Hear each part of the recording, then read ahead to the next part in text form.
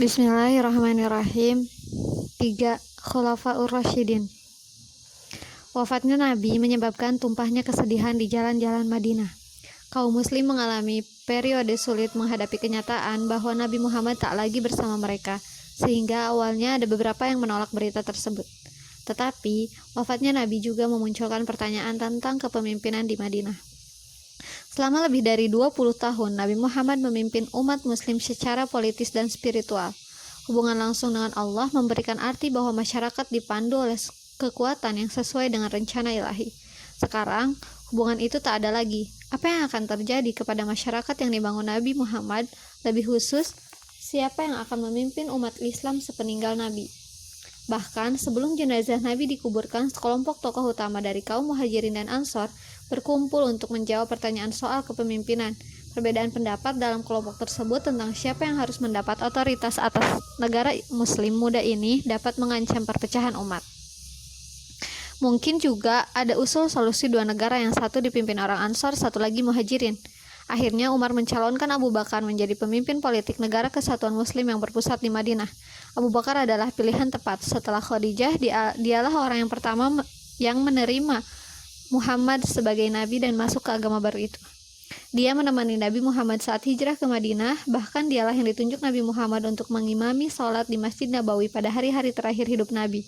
Ya, ia memang berasal dari Mekah, tetapi tak seorang pun, baik Muhajirin maupun Ansor, bisa mendapat kualifikasinya.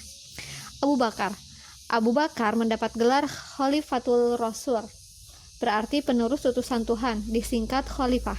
Pada 632, Khalifah bukanlah nabi baru. Kitab Quran jelas menyatakan Muhammad sebagai nabi terakhir dan tak ada lagi nabi yang datang setelahnya. Terlebih lagi, tugas Khalifah bertindak sebagai pemimpin politik dengan mengikuti teladan yang diberikan Nabi Muhammad saat memimpin Madinah. Maka, Khalifah diharapkan menjadi pemimpin yang cakap, mampu mengelola permasalahan negara muslim dengan efektif, juga mampu melindungi agama yang dibawa Nabi Muhammad dan menggerakkan orang untuk mengikutinya sebisa mereka. Sikap Abu Bakar dalam menjalankan tugas akan menjadi contoh bagi khalifah berikutnya untuk memenuhi peran tersebut. Demi menegakkan keberlanjutan tujuan politik Nabi Muhammad, Abu Bakar mengirim kekuatan ke Suriah Selatan untuk bertempur melawan Bizantium sebagai balas dendam atas konfrontasi sebelumnya. Ekspedisi ini menunjukkan tujuan politik umat Islam tak akan berhenti sepeninggal Nabi. Tetapi ekspedisi ini tak sepenting perkembangan ancaman dari gurun pasir sebelah timur Madinah. Di sana berbagai suku Baduy yang baru masuk Islam mulai memberontak. Logika mereka sederhana, mereka bersumpah setia pada Islam dalam kekuasaan Nabi Muhammad. Dan sejak beliau wafat, sumpah itu tak lagi berarti. Mungkin alasan lain memisahkan diri dari pemerintahan Abu Bakar adalah kebencian tradisional Arab terhadap pemerintahan yang terorganisasi. Selama berabad-abad, suku-suku Arab mengembara dengan bebas tanpa ada pemerintah pusat yang menentukan langkah mereka atau memungut pajak. Walau menyesal, mungkin mereka tetap dapat menerima perjanjian semacam itu dengan Nabi Muhammad, tetapi pasti mereka takkan patuh begitu saja di bawah Abu Bakar. Jangan membunuh anak-anak, juga perempuan, juga orang tua. Jangan merusak pohon, jangan pula membakarnya dengan api, terutama yang sedang berbuah. Jangan menyembelih ternak musuh kecuali untuk dimakan. Jika engkau melewati segolongan manusia yang mengabdikan diri dalam biara, jangan diganggu. Aturan perang Abu Bakar yang diperintahkan kepada pasukannya. Diiringi kebencian terhadap pemerintahan terorganisasi, muncul sejumlah orang yang mengklaim diri sebagai nabi. Yang paling menonjol di antaranya Musailimah, dikenal sebagai Musailimah si pembohong dalam sumber-sumber sejarah kemudian. Penolakan suku-suku ini untuk membayar zakat, pilar penting dalam Islam, ditambah penerimaan terhadap nabi baru, membuat Abu Bakar menyatakan mereka telah meninggalkan Islam dan merupakan ancaman bagi agama Islam itu sendiri. Jika kelompok tersebut dapat menentukan aspek Islam mana yang diterima atau bisa menyatakan diri sebagai nabi dan mengambil agama apapun yang cocok bagi mereka, kesucian Islam dapat hilang di tengah ratusan versi.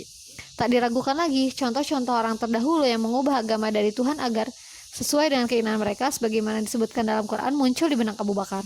Orang-orang tersebut ditegur Tuhan dan akan dihukum pada hari pengadilan atas dosa-dosanya. Inilah takdir yang benar-benar dihindari orang saleh dalam masyarakat muslim.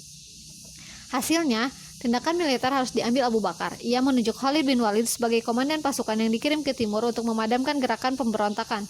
Nama Khalid terkenal di seantero semenanjung Arab, dan ia belum pernah kalah dalam pertempuran yang dilakukan, baik sebelum ataupun sesudah masuk Islam.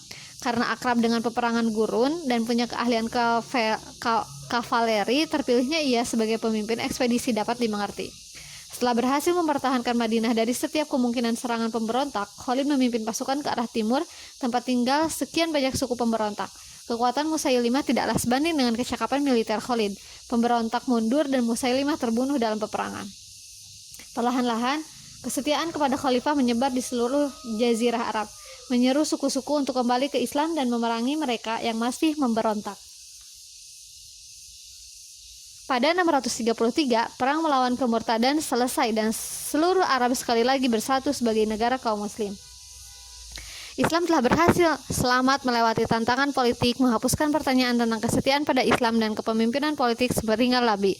Perang ini menanamkan suatu teladan penting berkaitan dengan masa depan dunia Islam. Pertama, konflik tersebut menunjukkan persatuan spiritual Islam merupakan kepentingan yang paling utama. Penyimpangan dan nabi palsu tidak akan ditoleransi. Menurut keyakinan Islam, bangsa sebelumnya yang telah diseru pada monoteisme dan menyimpang dari hukum Tuhan telah beruntung dengan dikirimkannya nabi untuk meluruskan mereka. Ketetapan Nabi Muhammad sebagai nabi terakhir berarti tak ada lagi nabi yang akan datang untuk memperbaiki kesalahan muslim yang menyimpang. Tak boleh ada kesalahan dalam menjaga Islam seautentik masa Nabi Muhammad. Ekspedisi militer Khalid menunjukkan dunia Islam bahkan siap mengangkat senjata untuk melindungi pesan ilahiyah Islam. Kedua, kesatuan politik dunia Islam dijamin untuk sementara. Hanya ada satu pemimpin di dunia Islam. Semenanjung Arab berada di antara dua kekuatan dunia, Bizantium dan Sassanid. Jika mereka ingin bertahan di kancah internasional, dibutuhkan persatuan. Perang Ridha membuktikan bahwa hanya ada satu negara muslim, kekhalifahan di bawah satu pemimpin Islam khalifah. Ketiga, dan mungkin yang terpenting, otoritas pemerintah pusat telah ditetapkan. Bagi suku-suku Arab, persatuan dan konsep pemerintah pusat yang jauhnya berkilo-kilometer merupakan gagasan asing. Perang Ridha telah meneguhkan sejarah Islam selanjutnya secara ideal, akan lepas dari masa lalu Arab yang nomaden dan terdesentralisasi. Bangsa Arab sedang memasuki era sejarah yang baru dan pemerintahan mereka harus mencerminkan hal tersebut. Selain memperkuat keberlanjutan negara Islam, masa kekhalifahan Abu Bakar sangat penting bagi pelestarian Quran dalam bentuk tertulis. Pada masa Nabi, banyak sekretaris yang ditugaskan untuk menulis wahyu Quran saat baru diturunkan. Naskah-naskah tersebut tak dikumpulkan dalam satu buku, tetapi berbentuk potongan yang tersebar di mana-mana. Lagi pula Madinah terdiri atas masyarakat dengan tradisi lisan dan hanya sedikit orang yang bisa baca tulis. Bentuk tertulis Quran tidak sepenting hafalan kata demi kata. Umar menyarankan agar seluruh naskah tersebut dikumpulkan, akurasinya diperiksa lagi dengan ingatan para sahabat yang dapat dipercaya, disimpan di lokasi terpusat untuk berjaga-jaga atas skenario yang tak diinginkan jika semua penghafal Quran meninggal. Meskipun ada keraguan awal melakukan sesuatu yang tak dikerjakan Nabi, Abu Bakar menjalankan rencana itu dan koleksi naskah Quran dikumpulkan di Madinah. Kekhalifahan Abu Bakar hanya berlangsung 2 tahun. Dari 632 sampai wafatnya 634 Masehi. Dalam 2 tahun itu, ia mampu menstabilkan negara Islam sepeninggal Nabi dan melengkapinya dengan memanfaatkan melemahnya kekuatan imperial di utara. 2 tahun masa kepemimpinannya telah membuahkan teladan tentang para khalifah dalam umat Islam dan keberlanjutan keyakinan Muslim setelah Nabi wafat. Teladan terakhir yang ditanamkan Abu Bakar adalah pemilihan penerusnya. Alih-alih memilih saudaranya untuk menjadi pemimpin sepeninggal Nabi, seperti yang menjadi tradisi Arab sebelum Islam, Abu Bakar memilih seseorang yang ia yakini paling memenuhi syarat dan mampu memegang tugas sebagai khalifah. Pada akhir hidupnya, ia menunjuk Umar bin Khattab sebagai penerus. Umar, seperti Abu Bakar, Umar termasuk orang yang masuk Islam sejak awal. Ia menyatakan keimanannya di hadapan Nabi di Mekah sebelum hijrah dan selalu bersama Nabi di seluruh peperangan dan peristiwa besar di Madinah. Tak ada keraguan akan kemampuannya memimpin negara Islam dan berdasarkan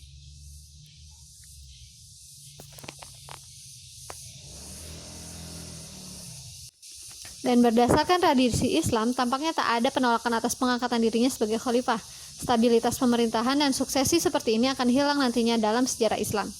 Tak seperti Abu Bakar, Umar tidak harus mengatasi masalah stabilitas politik atau keberlanjutan agama. Seluruh jazirah Arab telah bersatu di bawah perintahnya. Gerakan militer masif ke seluruh jazirah saat Perang Ridha telah memberikan keyakinan dan kemampuan di kalangan Muslim untuk mulai berpikir serius melebarkan wilayah ke utara. Selanjutnya, cara hidup tradisional yang dibelenggu jazirah Arab tak lagi layak. Selama berabad-abad, orang Arab mempertahankan hidup dengan terus-menerus menyerang suku saingan dan merebut harta rampasan perang. Sekarang, mayoritas orang Arab adalah Muslim. Tindakan menyerang suku tetangga bertentangan dengan hukum Islam.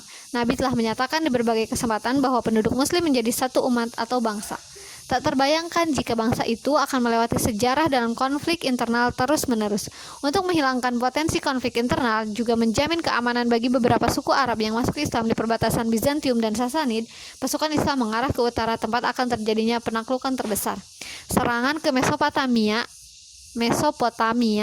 yang dikuasai Sasanid telah dimulai pada tahun terakhir kehidupan Abu Bakar dan dilanjutkan begitu Umar berkuasa.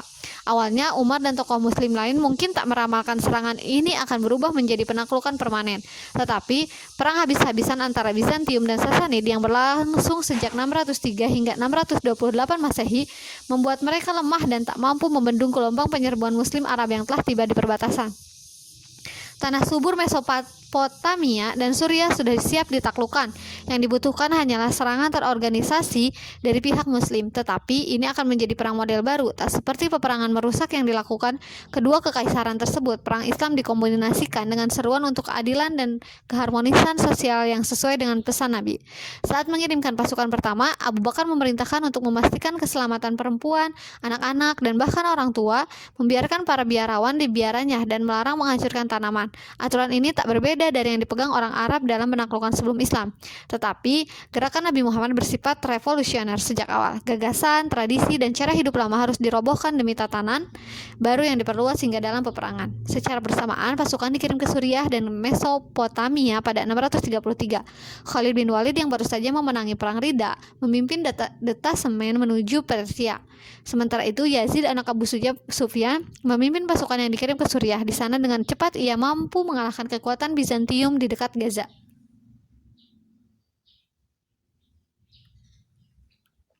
Bagi orang-orang Bizantium, kekalahan mengejutkan tersebut menandakan bahwa ini mungkin bukan perampasan biasa, melainkan invasi total.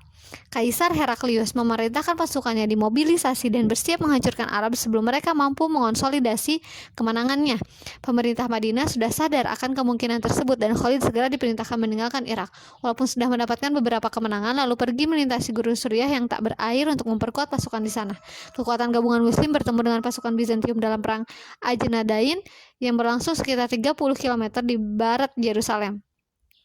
Pasukan Muslim berhasil memukul mundur pasukan kerajaan yang dipimpin saudara Kaisar sendiri. Pasukan Bizantium yang tersisa merangsek ke kota Yerusalem, Kaisare, dan Gaza yang sudah dibentengi dengan baik. Maka pasukan Muslim yang menang bebas menjelajahi daerah pedalaman Palestina. Pasukan Muslim di bawah komando Khalid bergerak ke utara dan mengepung kota tua Damaskus yang akhirnya jatuh pada September 635. Perjanjian yang dibuat setelahnya bertujuan untuk memenangkan menenangkan ketakutan penduduk setempat. Dalam perjanjian tersebut, Umar menjanjikan bahwa hidup, harta, dan agama mereka akan dilindungi dari gangguan selama upeti kepada pemerintah Islam dibayar. Aturan bernada mengancam ini ditujukan kepada pemerintah dan pasukan Bizantium, bukan warga sipil. Dengan jaminan tersebut, peluang pemberontakan penduduk Suriah akan lebih rendah. Hal ini penting mengingat pasukan Badu yang relatif kecil sudah mulai menduduki provinsi yang besar dan beragam di Suriah. Kehilangan Damaskus menyebabkan Kaisar Bizantium mengumpulkan kekuatan yang lebih besar dengan harapan bisa memukul balik pasukan Arab untuk kembali ke gurun. Khalid tahu bahwa kekuatan pasukannya tak sebanding dengan tentara kekaisaran dan memutuskan mundur ke selatan untuk mengulur waktu pecahnya peperangan yang memang tak terhindarkan. Akhirnya, pasukan Heraklius menyusul pasukan Muslim ke Yarmuk di sepanjang perbatasan Yordania Suriah sekarang. Pada musim panas 636 Masehi, pasukan Bizantium jauh lebih banyak jumlahnya, lebih lengkap secara persenjataan dan lebih terlatih.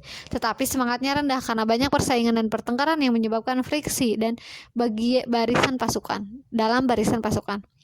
Dengan memanfaatkan konflik tersebut karena sudah terbiasa bertempur di daerah yang sulit, pasukan Muslim mengalahkan pasukan Bizantium secara meyakinkan.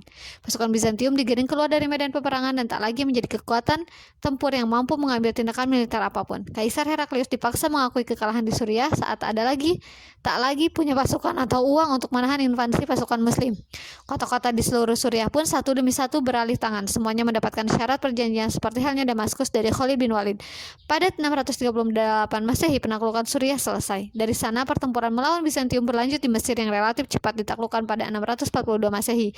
Dua wilayah Bizantium paling berharga dan makmur telah jatuh ke tangan orang-orang yang hampir dianggap tidak penting untuk dikenal sebelumnya. Pada 70 Masehi, Kekaisaran Roma mengusir Yahudi dari Yerusalem. Sampai penaklukan Muslim pada 637 Masehi, mereka tak diizinkan kembali ke kota suci. Dalam beberapa tahun, Suriah berubah dari negeri yang dikontrol dengan kuat oleh Kekaisaran Bizantium menjadi provinsi Kekaisaran Muslim yang baru tumbuh. Bagi Muslim yang telah berjaya, penaklukan ini tak terlalu mengejutkan lagi pula. Mereka yakin bahwa Tuhan bersama mereka selama mereka mengikuti agama yang diturunkannya melalui Nabi Muhammad.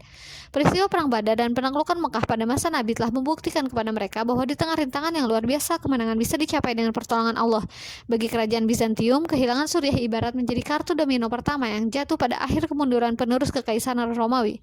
Pasukan Kekaisaran takkan pernah mampu lagi berbaris masuk ke tanah suci Kristen, tak juga bisa memperoleh keuntungan ekonomi dari wilayah subur ini. Tetapi bagi penduduk lokal di Suriah, kekalahan Bizantium tak berpengaruh banyak pada kehidupan sehari-hari. Gereja tetap buka, petani tetap mengolah tanahnya, dan kafilah pedagang tetap melintasi seperti sebelumnya. Untuk membantu merapikan administrasi sipil di wilayah ini, secara pribadi Umar mengadakan perjalanan dari Madinah ke Suriah. Salah satu langkah pertamanya di sana ialah membebas tugaskan Khalid bin Walid dari posisinya.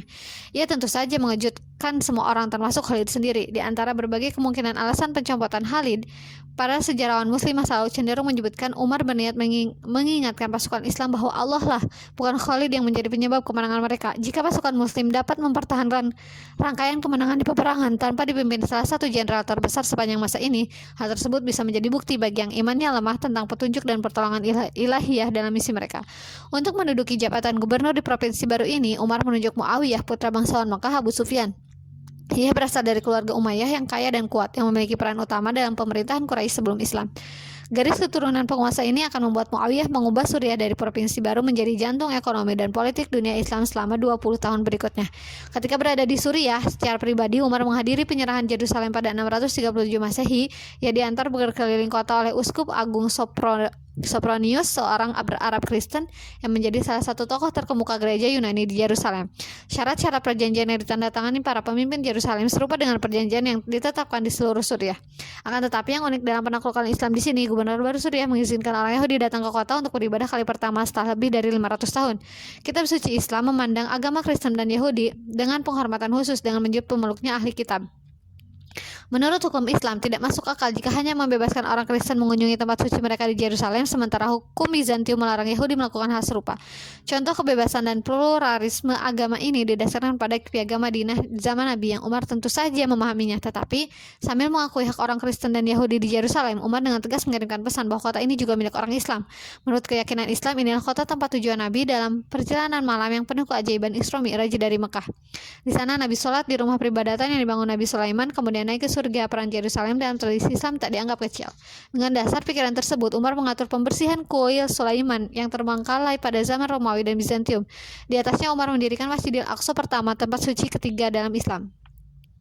Setelah jatuhnya Suriah, perhatian Khalifah beralih kepada Kekaisaran Sasanid yang telah hampir diabaikan sama sekali sejak Khalid diperintahkan memindahkan pasukan ke Suriah. Umar menunjuk veteran perang lain yang ikut berjuang bersama Nabi, Sa'ad bin Abi Waqqas, untuk memimpin pasukan Muslim ke Mesopotamia. Meskipun awalnya mengalami kekalahan akibat tak mampu menghadapi pasukan gajah, bala tentara Sa'ad mampu mengalahkan pasukan Persia di perang Qasidia pada akhir 636 Masehi. Perang ini berhasil mengumpulkan rampasan perang yang signifikan bagi pasukan Muslim. Sebagian besar rampasan dikirimkan ke Madinah untuk dibagikan sesuai hukum Islam. Perang ini juga membuahkan kekalahan sementara bagi pasukan Sasanid.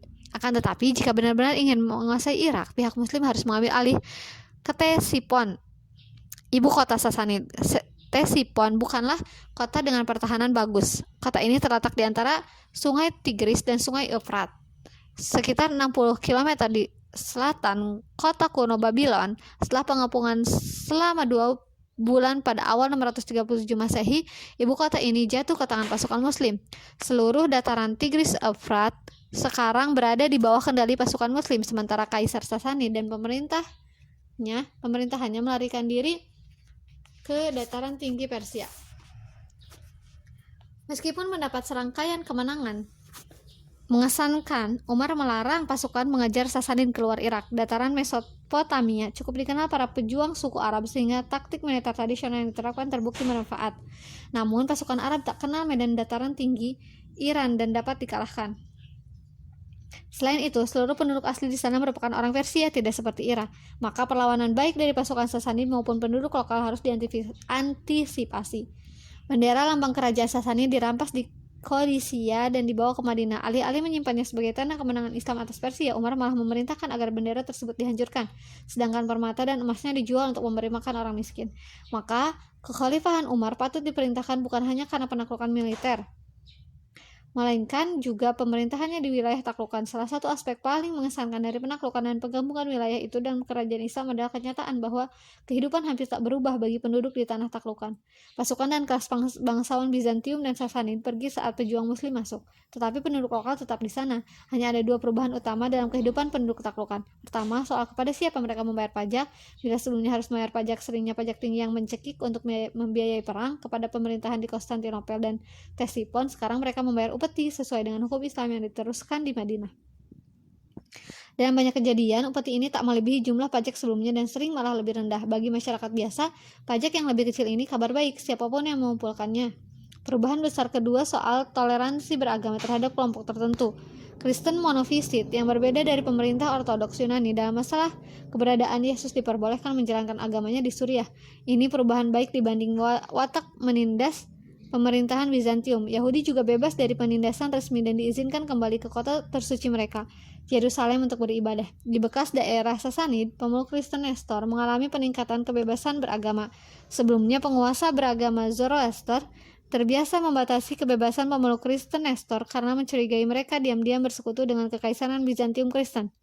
Tentu saja, ketegangan masih ada di antara kelompok agama, terutama sejak pemukiman Kristen di bulan Sabit subur tersinggung dengan aturan semi nomaden dari gurun. Tetapi secara umum, sifat egaliter ajaran Nabi Muhammad memandu sebuah era toleransi beragama yang sebelumnya hampir tak ada sama sekali. Dalam bidang ekonomi, penaklukan telah membawa kemakmuran yang tak terbayangkan bagi orang Arab yang relatif sederhana. Ribuan koin, perak, dan emas serta batu mulia berharga mengalir dari tanah taklukan, terutama Irak, ke Madinah sebagai bagian dari perampasan perang. Berdasarkan ajaran hukum Islam, harta rampasan tersebut dianggap milik seluruh umat Islam dan dibagikan kepada seluruh anggota umat, dari pemeluk awal sampai pemeluk baru non-Arab.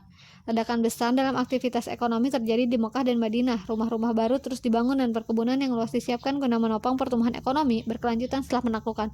Untuk kali pertama dalam sejarah Islam, kekayaan yang sangat besar berada di tangan pemerintahan. Selama 10 tahun menjabat khalifah, Umar telah mengubah negara Islam muda dari yang mulanya terdiri atas masyarakat perampas di gurun menjadi sebuah kekuatan regional. Ekspansi cepat dibarengi stabilitas sosial membuktikan kemampuannya yang luar biasa sebagai administrator dan pemimpin. Dia menjadi salah satu penguasa paling berhasil dalam sejarah Islam.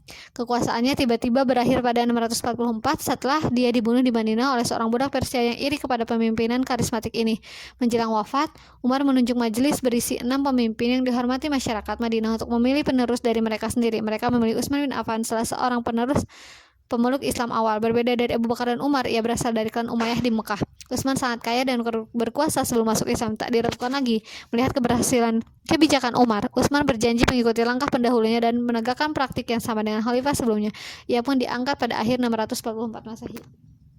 Utsman. Latar belakang Utsman dari keluarga bangsawan berperan besar dalam keputusannya sebagai khalifah. Keluarga Umayyah cukup berpengalaman soal tata negara sebelum datangnya Islam dan Utsman mengandalkan pengalaman tersebut dalam keputusan pribadinya. Muawiyah sepupunya sudah menjadi gubernur Suriah dan bekerja sangat baik dalam menjadikan wilayah perbatasan menjadi tulang punggung negara Islam. Utsman melanjutkannya dengan menunjuk saudara sepersusuannya Abdullah bin Sa'ad sebagai gubernur Mesir. Ia berharap keturunan Umayyah akan bekerja dengan baik di Mesir seperti halnya di Suriah. Sepupunya yang lain ia tunjuk di Irak, tempat mereka memimpin serangan ke tanah Persia dan lambat laun menguasai seluruh kekaisaran Sasanid. Untuk kali pertama muncul dugaan nepotisme dalam sejarah Islam, walaupun sepertinya tak cukup serius dalam menghambat usaha dan kemampuan memperluas negara Islam. Dalam masa kekhalifahan Utsman, seorang duta muslim dikirim ke Tiongkok untuk membangun hubungan diplomatik antara khalifah dan dinasti Tang. Melanjutkan langkah dan penekanan Umar pada militer, Utsman memerintahkan pembangunan armada angkatan laut pertama dalam sejarah Islam. Tujuannya menggagalkan setiap serangan balik di Bizantium. Gubernur Suriah dan Mesir sangat bergantung pada keterampilan orang Kristen lokal dalam membangun kapal laut. Orang Kristen yang sebelumnya berada di bawah kedaulatan kerajaan Bizantium menunjukkan semangat besar dalam pekerjaannya bagi pemerintah baru Arab, terutama mengingat banyak di antara mereka beragama Kristen Koptik dan sekte Kristen lain yang tak diakui Bizantium. Kesediaan Muslim memperlakukan mereka dengan lebih baik dari Bizantium berperan besar pada kesetiaan mereka terhadap khalifah. Hasilnya, berupa masyarakat yang damai dan keamanan dari ancaman luar. Contohnya saat serombongan armada Bizantium mencoba menguasai kembali Alexandria pada 646 Masehi, tetapi digagalkan para pelaut Kristen yang bekerja kepada khalifah. Selain mempertahankan perbatasan, kekhalifahan Islam mampu memperluas pengaruhnya ke Laut Tengah dengan merebut Siprus dan Kreta, serta menyerang hingga ke Sisilia. Keberhasilan militer juga terus berlanjut di daratan saat Muawiyah memimpin pasukan Suriah yang kuat untuk masuk ke Armenia melawan kekuasaan Bizantium. Daerah pegunungan Anatolia yang diisi dengan sebagian besar penduduk Yunani menjadi batas alam antara masyarakat Bizantium dan Muslim, terbentuk di sekitar batas modern Turki dan Suriah. Timur, pasukan Muslim terus memaksa masuk ke jantung Persia di bawah pimpinan saudara Utsman yang lain, Abdullah bin Amir. Penaklukan sisa kerajaan Sasani tak secepat penaklukan Irak.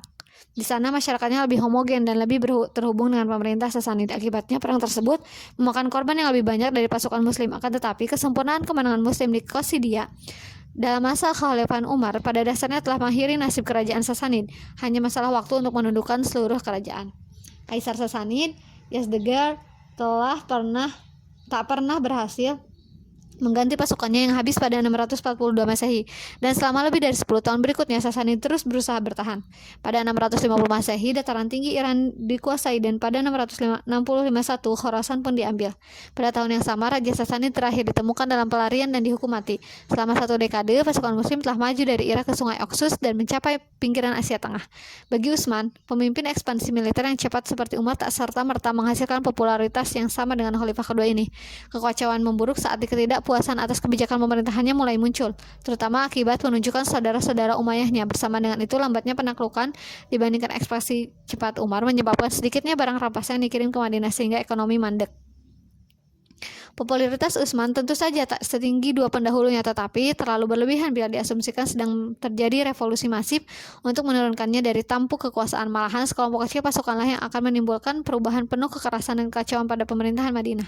Pada 656, sekelompok tentara datang dari Mesir ke Madinah untuk protes langsung khalifah berkaitan dengan kebijakannya dan pembagian rampasan antara pasukan dan pemerintahan sipil di Mesir. Ia mendengarkan perselisihan itu dari dua sisi dan berjanji mengambil langkah-langkah penyelesaian masalah secara adil.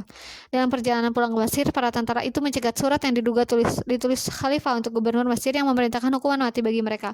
Maka mereka kembali ke Madinah dan mengepung Utsman di rumahnya sendiri. Meskipun menghadapi bahaya kematian, Utsman menolak memerintahkan penduduk Madinah mempersenjatai diri dan melawan pemberontak. Ia bahkan mencegah sepupunya Muawiyah mengirim pasukan dari Suriah untuk melindunginya agar tak terjadi pertumpahan darah di kota Nabi. Banyak sahabat Nabi yang menentang pemberontakan ini, tetapi mereka tak berdaya menghentikannya. Hukum perang berlaku di Madinah dan penduduknya hanya bisa tercekam ketakutan menyaksikan para pemberontak memaksa masuk ke rumah Utsman dan membunuhnya saat ia sedang duduk membaca Quran. Khalifah wafat, demikianlah pusat persatuan dunia Islam. Ali. Sebagai penentu kepemimpinan di Madinah, para pemberontak menunjuk sendiri khalifah barunya. Pilihan terbaik adalah Ali karena dia adalah sahabat Nabi yang paling dihormati dan masih hidup. Ali terkait dengan Nabi dalam dua cara, sebagai sepupu dan menantu. Ali yang teguh mempertahankan kehormatan keadilan sebagaimana para sahabat terdekat Nabi, awalnya menolak ditunjuk oleh orang-orang memberontak terhadap khalifah.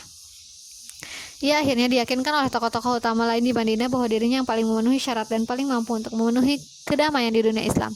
Akan tetapi ternyata tak ada tokoh yang akan sanggup menangani krisis yang dihadapi dunia muslim. Masalah yang paling menekan Ali tentu soal penyelesaian pembunuhan Utsman. Sentimen untuk umum merebak untuk menghukum para pemberontak. Muawiyah bahkan menekankan bahwa ia takkan bersumpah setia kepada khalifah baru sampai diambil langkah-langkah untuk menghukum orang yang telah membunuh sepupunya. Akan tetapi, Ali yang sama pragmatis dengan pendahulunya tahu bahwa keputusan untuk menghukum mereka kemungkinan besar akan berakibat pada pembunuhan dirinya karena pemberontak masih menguasai Madinah. Hal ini selanjutnya akan menjerat dunia Islam ke dalam lingkaran pertumpahan darah yang sangat ia hindari. Ali malah memindahkan ibu kota ke Kufa, dataran subur di Irak. Di sana, dukungan terhadap khalifah sangat tinggi. Banyak orang di Madinah patah harapan akan penolakan Ali untuk mengadili pemberontak. Tak lama kemudian, sekelompok kekuatan berkumpul dengan tujuan meyakinkan Ali agar menghukum pemberontak. Dengan dipimpin dua sahabat Nabi, Tolhah dan Zubair, serta dibantu janda Nabi, Aisyah, pasukan tersebut berangkat ke Irak untuk menghadap Ali. Sulit menilai maksud Ali dan lawan politiknya dalam mempersiapkan diri menghadapi konflik yang akan datang. Di kedua belah pihak terdapat orang-orang yang dekat dengan Nabi dan harus hati-hati terhadap kepelikan pertempuran antar muslim. Tetapi kedua belah pihak sangat yakin dengan ijtihad masing-masing, terutama mengenai tindakan yang benar dalam menangani pemberontak. Bagi Ali, tidaklah memungkinkan secara politik untuk menghukum mereka. Dia meyakini solusi terbaiknya adalah melanjutkan hidup dan berusaha menyatukan umat kembali.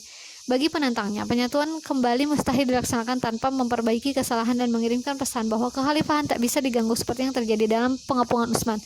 Kedua argumen tersebut mungkin mengandung kebenaran di dalamnya, tetapi perpecahan politik akibat wafatnya Utsman terlalu besar untuk diselesaikan, bahkan oleh para sahabat Nabi sekalipun. Perselisihan pun tak terelakkan. Akhirnya, pada 656 Masehi, kedua pasukan tersebut di padang dekat Basra, Irak Selatan. Beberapa anggota oposisi termasuk Talha dan Zubair menemui Ali sebelum pertempuran dengan harapan dapat menghindari pertumpahan darah. Sebuah perjanjian damai sementara disetujui pemimpin kedua pihak yang segan menyaksikan perang saudara terjadi hanya 20 tahun setelah Nabi dikebumikan. Akan tetapi pihak ekstremis yang kurang taat dari kedua kubu masih memaksa pasukan untuk saling menyerbu meskipun sudah ada negosiasi antar pemimpin mereka. Dalam kebingungan, akhirnya kedua pasukan berbenturan dan masing-masing yakin pihak lainlah yang memulai pertempuran. Hasil perang yang nantinya dikenal dengan nama Perang Unta ini tak dapat dipastikan kedua belah pihak mengalami kehilangan besar. Talha dan Zubair tewas dalam kekacauan, Ali dan Aisyah lolos tanpa cedera dari pertempuran, tetapi mereka patah harapan menyaksikan perang saudara pertama dalam sejarah Islam ini. Aisyah kembali ke rumah di Madinah ditemani oleh pengawalan militer yang disiapkan Ali demi keselamatannya. Aisyah memutuskan untuk menarik diri dari urusan politik hingga wafat pada 678 Masehi. Meskipun telah terjadi pertumpahan darah, posisi Ali sebagai khalifah masih belum aman. Muawiyah bersikap netral dalam konflik antara Ali dan penentangnya, tetapi tetap tak bersumpah setia sampai Ali menghukum pembunuh sepupunya. Ali tak bisa memerintah dengan efektif saat salah satu gubernur terkuat di dunia Islam tak mau tunduk kepada otoritasnya. Akan tetapi, Ali masih mempertahankan pendapatnya bahwa menghukum pemberontak bukanlah prioritas dan tak bisa dijalankan dalam keadaan apapun. Kali ini, untuk menghindari pertumpahan darah lebih jauh, ia bersedia bertemu dengan Muawiyah untuk menyelesaikan perselisihan melalui arbitrase. Kedua belah pihak bertemu di suatu tempat antara Irak dan Suriah, daerah asal masing-masing pendukung, pada 658 Masehi. Apa yang tepatnya terjadi dalam negosiasi dan bagaimana hasilnya sulit disibak dari kabut sejarah. Tetapi sepertinya sang penengah mendukung solusi yang menurunkan Ali dan Muawiyah dari kekuasaan, lalu melakukan pemilihan khalifah baru. Saat hasil arbitrase yang ini diumumkan kepada kedua belah pihak, sekelompok pendukung Ali menentang keputusan. Mereka menyatakan keputusan hanya milik Allah dan menolak menerima legitimasi penengah. Kelompok tersebut mengutuk Ali karena mengizinkan nasib politiknya ditentukan oleh manusia biasa yang bisa berbuat salah. Posisi politik ekstrim mereka berubah menjadi posisi keagamaan ekstrim yang menganggap setiap manusia berdosa sebagai kafir. Setelah memisahkan diri dari kelompok pendukung utama Ali, mereka mendapat nama Khawarij, yang berarti orang yang meninggalkan. Kelompok Khawarij terus menyebar teror di pedalaman Irak, memerangi siapapun yang tak setuju dengan posisi fanatik mereka. Sementara itu, Ali yang menolak hasil arbitrase karena menganggapnya cacat, menegaskan bahwa bekas pendukungnya itu menjadi kelompok pertama dalam sejarah yang telah melepaskan diri dari teologi Islam yang diterima. Mereka tak bisa dibiarkan bebas dengan teror yang merajalela. Ia mengumpulkan pasukan dan menghadapi oposisi tersebut pada musim panas 658 Masehi.